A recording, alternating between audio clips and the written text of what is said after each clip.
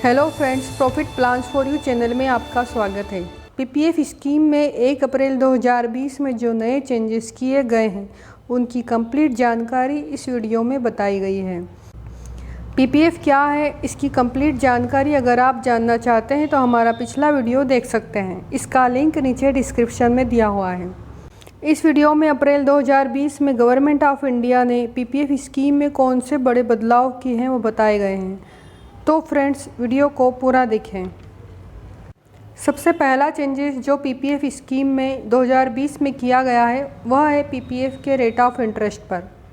अप्रैल 2020 से पहले 7.9% rate of interest हमें मिलता था, लेकिन अप्रैल 2020 से गवर्नमेंट ऑफ इंडिया ने 0.80% की कटौती कर दी है। अब 7.1% रेट ऑफ इंटरेस्ट हमें मिलेगा।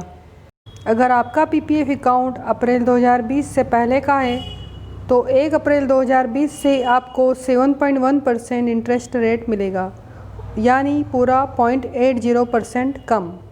और अगर आप नए पीपीएफ अकाउंट होल्डर हैं तो आपको 7.1% ही इंटरेस्ट रेट मिलेगा। यह इंटरेस्ट रेट हर 3 महीने में रिवाइज होती है। 1 अप्रैल 2020 से पीपीएफ स्कीम में दूसरा बदलाव आया है, वह है इंडिया में 2 टैक्स रिटर्न की स्लैब को लागू कर दिया गया है। जो पहले टैक्स स्लैब थी उसमें 5 लाख तक तो हमको इनकम टैक्स पे नहीं करना पड़ता था। 5 से 10 लाख के बीच 20% और 10 लाख से ज़्यादा पर हमें 30% इनकम टैक्स पे करना पड़ता था। उस पर भी अंडर 80C के तहत 1.5 लाख तक की छूट मिलती थी। जितनी रकम पीपीएफ में जमा कराई है आपकी इनकम में से ही इनकम टैक्स घटाकर बाकी नई रकम पर ही इनकम टैक्स लगाया जाता था। लेकिन इस बार 1 अप्रैल से गवर्नमेंट ऑफ इंडिया ने एक नई टैक्स स्लैब को भी लागू कर दिया है। इसके अंतर्गत यदि 5 लाख तक हमारी इनकम है तो इनकम टैक्स नहीं देना पड़ेगा, लेकिन 5 लाख से ज़्यादा हुआ यानी 5 से 7.5 लाख पर हमें 10% इनकम टैक्स पे करना होगा, और 7.5 से 10 लाख के बीच में हमको 15% इनकम टैक्स लगेगा। 10 लाख से 12.5 लाख पर हमें 20%, 12.5 लाख से 15 लाख पर हमें 25% और 15 लाख से ज़्यादा पर हमें 30% इनकम टैक्स देना होगा। अगर अब नई टैक्स स्लैब चूज़ करते हैं तो अंडर 80C के अंतर्गत जो 1.5 लाख की इनकम टैक्स में छूट मिलती थी वो हमें नहीं मिलेगी। तो ये 2 नए बड़े बदलाव जो गवर्नमेंट ऑफ इंडिया ने पीपीएफ अकाउंट में किए हैं, इसका असर हमारे पीपीएफ में पड़ेगा, चाहे वो न्यू पीपीएफ अकाउंट होल्डर हो या पुराना। इन बदलावों के साथ कुछ चेंजेस और किए गए हैं, जैसे पहले 100, 200, 400 रुपये जमा करा सकते थे, लेकिन अप्रैल 2020 से 50 रुपये के मल्टीपल में भी अपने पीपीएफ अकाउंट में डिपॉजिट करा सकते हैं।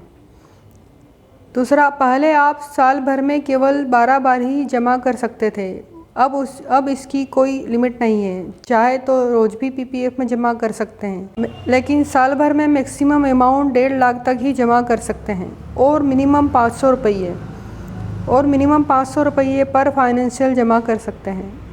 जो नंबर ऑफ़ डिपॉजिट 12 थे अब वो 365 हैं, यानी पहले 12 बार पैसा जमा कर सकते थे, अब 365 बार भी पीपीएफ अकाउंट में जमा कर सकते हैं।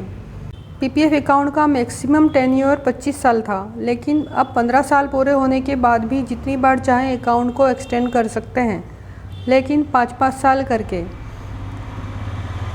15 साल बाद भी चाहे तो अकाउंट को कंटिन्यू रख सकते हैं या चाहे तो कंप्लीट विड्रॉल कर सकते हैं। पीपीएफ अकाउंट में हर साल 60% अमाउंट विड्रॉ करने का मौका दिया जाता है। 2020 में लॉकडाउन की वजह से पीपीएफ अकाउंट होल्डर के लिए गवर्नमेंट ऑफ इंडिया ने एक राहत भरा फैसला भी किया है। जिनके पीपीएफ अकाउंट मैच्योर हो चुके हैं और वह इसे एक्सटेंड करना चाहते हैं तो 31 जुलाई 2020 तक अप्लाई कर सकते हैं। अगर आपका पीपीएफ अकाउंट 31 मार्च 2019 को मैच्योर हो चुका है तो इसको एक्सटेंड करने के लिए 31 मार्च 2020 तक अप्लाई करना ज़रूरी है, लेकिन इस बार कोविड-19 और लॉकडाउन की वजह से यह डेट बढ़ाकर 31 जुलाई 2020 कर दी गई है। अगर आप इनकम टैक्स अंडर 80C के तहत टैक्स में छूट लेना चाहते हैं तो इनकम टैक्स डिपार्टमेंट ने टैक्स छूट के लिए आवेदन करने की डेट को भी आगे बढ़ाते हुए 31 जुलाई 2020 कर दिया है। तो फ्रेंड्स, ये थे पीपीएफ स्कीम में किए गए चेंजेस। अगर आपको यह वीडियो पसंद आया है तो प्लीज़ इसे लाइक करें, शेयर करें और सब्सक्राइब करें ताकि हमारे वीडियो लगातार आपको मिलते रहें। Thank you.